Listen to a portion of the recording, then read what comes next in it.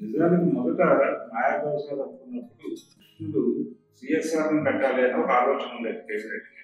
ఆ తర్వాత ఆయన ఏ కారణం చేత సిఎస్ఆర్ వద్దు, ఎన్టీ రామారావు అయితే బాగుంటాడు, ఈ ఎన్టీఆర్ గురించి చెప్పారు. ఎన్టీ రామారావు కృష్ణుడిగా పెట్టడం చక్రపాణి గారికి కూడా ఇష్టం.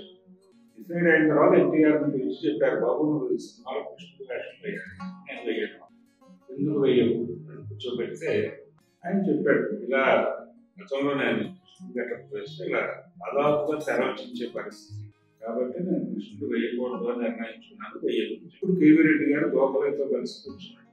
కూర్చుని ఎన్టీఆర్ ఆ సినిమాలో ఎందుకు బాగాలేడు, ఏం చేస్తే కృష్ణుడు గారు జనాలకు నచ్చుతాడు అనే దాని మీద ఒక చిన్న రీసెర్చ్ ప్రోగ్రామ్ పెట్టాడు. ఆయన కనిపెట్టింది ఏంటంటే ఆ సినిమాలో హాఫ్ గ్రౌండ్ పెట్టారు ఎన్టీ రామారావు, ఫుల్ గ్రౌండ్ కనుక పెడితే కృష్ణుడుగా ఎన్టీ రామారావు చాలా బాగుంటాడు. అది గోఖలే గారు చేసిన ఫైనల్ కన్క్లూషన్.